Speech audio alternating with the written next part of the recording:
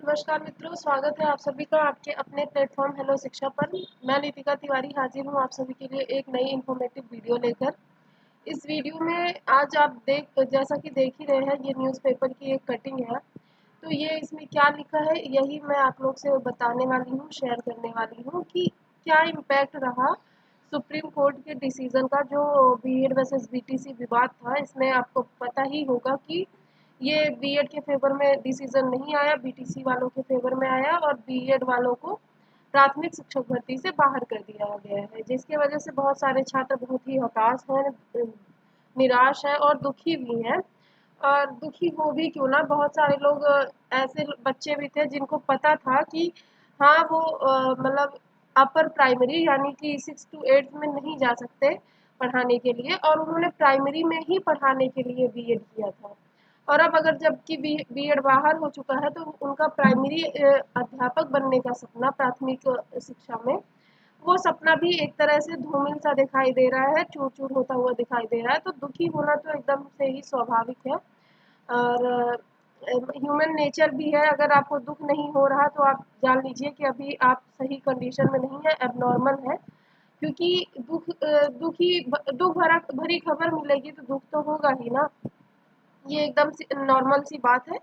तो इसको बहुत ज़्यादा ये नहीं लेना है। ठीक है, डिसीज़न है।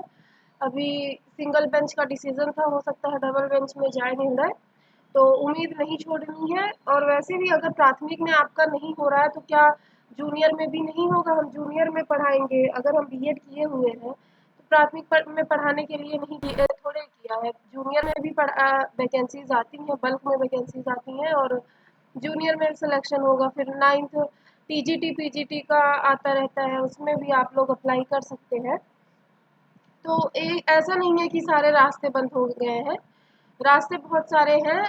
बस देखने के नज़रिए की ज़रूरत है।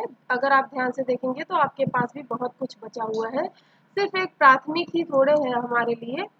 हमारे पास तो बहुत सारे रास्ते हैं। वो तो बीएड बीटीसी वाले हैं जिनके पास सिर्फ एक प्राथमिक ही ऑप्शन है। ठीक है, मतलब इस तरह से आप अपने आप को दिलासा दे सकते हैं। वैसे बात ये सही भी है, सिर्फ प्राथमिक तक ही थोड़ी हम लोग सीमित है। हाँ, बुरा उनके लिए हुआ है जो सिर्फ बीएड इसी नियत से किए ही थे कि प्राथमिक अध्यापक बनना है, और अगर बीएड कर ले रहे हैं तो जूनियर में भी ट्राई करेंगे, होगा होगा, नहीं होगा नहीं होगा, लेकिन प्राथमिक में तो अध्यापक बनना ही है और वो कर लिए क्या, बीएड। अब उनके लिए एक बड़ी समस्या है कि वो जानते थे कि वो जूनियर में नहीं जा सकते और प्राथमिक के लिए ही उनकी तैयारी थी, लेकिन अब बीएड की वजह से उनको बाहर कर दिया गया, तो उनके लिए एक बड़ी समस्या है ये। आप लोग इतना सीरियसली मत लीजिए, ठीक है। और अभी शायद डबल बेंच में भी डिसीजन जाए या फिर सरकार अपने अपने अलग डिसीजन ले सकती है, तो कुछ भी हो सकता है। तो अभी होप नहीं छोड़नी है। और चलिए फिर ये सब तो बातें हो गई डिसीजन से लेके। ये न्यूज़पेपर कटिंग में क्या दिया गया है ये देख लेते हैं। इसमें क्या दिया गया, केंद्रीय विद्यालय एमपी भर्ती के बीएड अभ्यर्थी आउट। मतलब कि क्या हुआ, जो केंद्रीय विद्यालय भर्ती आई थी जिसका रिजल्ट अभी तक नहीं आया, एग्जाम 6 फरवरी से आई थिंक कंडक्ट कराया गया था, 6 फरवरी से एग्जाम हो गया। तो इसमें से जो है ये लोग बीएड वाले बाहर कर दिए गए हैं। तो आइए पूरा फैसला देख लेते हैं, फैसले का क्या असर रहा वही देखना है। तो इसमें क्या है, कक्षा 1 से 5 तक के सरकारी स्कूलों की शिक्षक भर्ती बीएड अभ्यर्थी को बाहर करने के सुप्रीम कोर्ट के फैसले ने हजारों बेरोजगारों के सपने पर पानी फेर दिया। तो पानी तो फेर ही दिया है, कितने लोग हैं भाई केवीएस में सिलेक्टेड होके बैठे हैं, उसके बाद अब ये डिसीजन आ रहा है जिसके चलते उन्हें बाहर कर दिया जाएगा। तो आप लोग उनसे कुछ सीखिए कि उन्हें कितना दुख हो रहा होगा। आप लोग तो अभी कुछ नहीं किए हैं तो आप लोग को इतना दुख हो रहा है। तो मतलब शुरुआत में ही पता चल जाना एक तरह से बेहतर है ना, कि वो लोग इतनी इतनी मेहनत किए थे इस एग्जाम के लिए, केवीएस के लिए, केंद्रीय शिक्षक भर्ती, और उसके बाद ये पता चल रहा है, तो वो बहुत बहुत ज़्यादा दुख की बात है। फिर अब आगे पढ़ लेते हैं क्या है। केंद्रीय विद्यालय संगठन और मध्य प्रदेश में प्राथमिक शिक्षक भर्ती के लिए दिसंबर 2022 में विज्ञापन जारी हुआ था। आपको ये पता भी होगा कि मध्य प्रदेश में भी एक बड़ी शिक्षक भर्ती आई थी। ये देखिए, इतना 18,527 पोस्ट थी मध्य प्रदेश शिक्षक भर्ती के लिए। और ये केंद्रीय शिक्षक भर्ती भी आई हुई थी। तो इन इन ये दोनों नोटिफिकेशंस तो आई थी और इसमें बीएड वालों को अलाउ भी किया गया था। लेकिन साथ साथ ये शर्त भी रखी गई थी इन दोनों ही भर्तियों में कि बीएड अभ्यर्थी आवेदन कर सकते हैं, लेकिन नियुक्ति की कार्यवाही न्यायालय में लंबित प्रकरणों के अंतिम निर्णय के अधीन होगी। यानी सुप्रीम कोर्ट का जो अंतिम निर्णय आएगा उसी के अधीन इस प्रक्रिया की भर्ती होगी। तो अभी निर्णय आ चुका है, तो आप अब समझ जाइए कि जो है केवीएस यानी केंद्रीय शिक्षक भर्ती और ये मध्य प्रदेश शिक्षक भर्ती जो भी है, दोनों में ही शुक्रवार को सुप्रीम कोर्ट के निर्णय इन दोनों की भर्तियों पर असर डालेंगे। केंद्रीय विद्यालयों में प्राथमिक स्तर के 6414 शिक्षकों की भर्ती के लिए बड़ी संख्या में उत्तर प्रदेश के अभ्यर्थी ने भी आवेदन किया था, सही है। और इसकी ऑनलाइन परीक्षा 7 फरवरी से 6 मार्च तक कराई गई थी। अभ्यर्थी की माने तो बीएड बनाम डीएलएड का मामला सुप्रीम कोर्ट में लंबित होने के कारण ही केंद्रीय विद्यालय की भर्ती का परीक्षा परिणाम घोषित नहीं किया जा रहा था। और कुछ हद तक ये बात सही भी है कि इसी वजह से ये रिजल्ट इतने टाइम से रोक के रखा गया, जबकि रिजल्ट बन चुका है। तो इस वजह से ये रोका गया था और अब देखिए ये आ गया है निर्णय सुप्रीम कोर्ट का। अब जल्दी ही इसका जो है रिजल्ट भी आउट कर दिया जाएगा, लेकिन अब इसका असर पड़ेगा बीएड वालों के ऊपर। बीएड के जो छात्र चयनित भी होंगे वो क्या करेंगे, उनको उनको इस भर्ती प्रक्रिया से बाहर कर दिया जाएगा। इस प्रकार मध्य प्रदेश में प्राथमिक शिक्षक के 18,527 पदों पर भर्ती के 6 जनवरी तक आवेदन किए गए थे।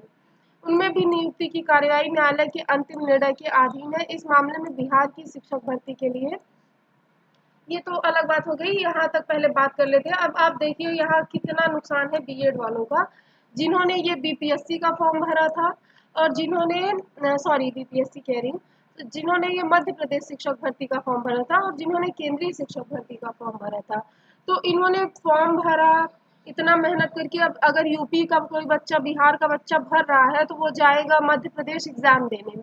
तो एग्ज़ाम देने जाने में वहाँ कितनी कठिनाई होती है, एक राज्य से दूसरे राज्य जाना, कितना समय जाता है, कितना उसमें पैसा जाता है, फिर आदमी स्टे करना होगा वहाँ एग्ज़ाम देने के लिए, तो वो सब, फिर उसके बाद इतना सब पढ़ाई लिखाई, इतनी मेहनत की अपने लक्ष्य को पाने के लिए, फिर सिलेक्ट भी हुआ, उसके बाद ये निर्णय आ रहा है कि सिलेक्शन के बाद उन्हें बाहर कर दिया जा रहा है। तो ये इनके साथ तो बहुत बुरा हुआ।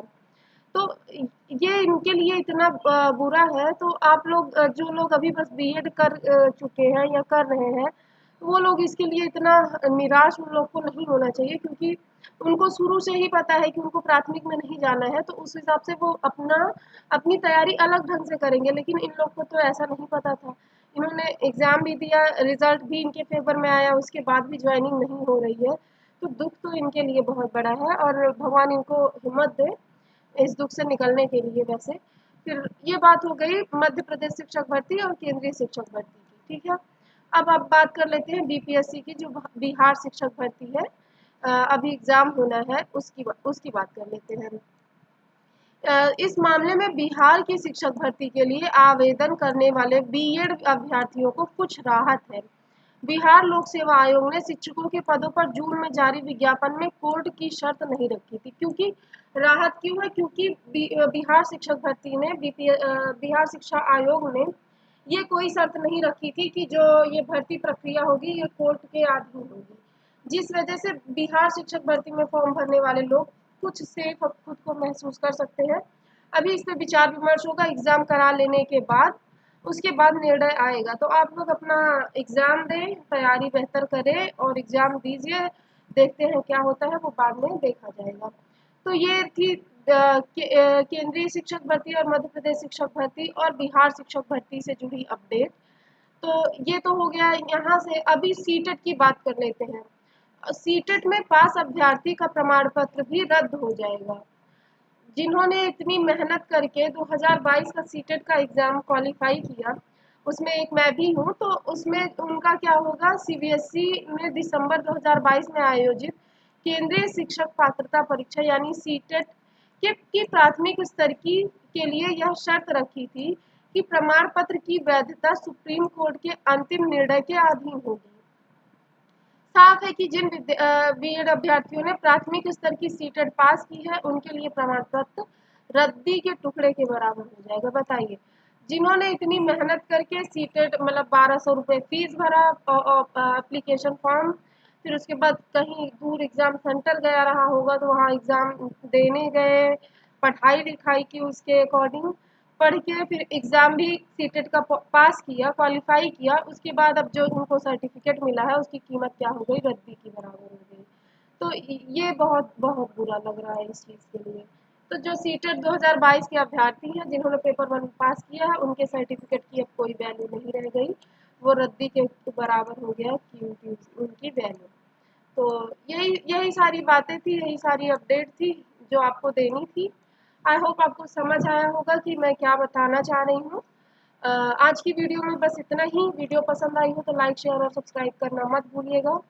मिलते हैं जल्दी ही अगली वीडियो में, तब तक के लिए धन्यवाद। जय श्री राम।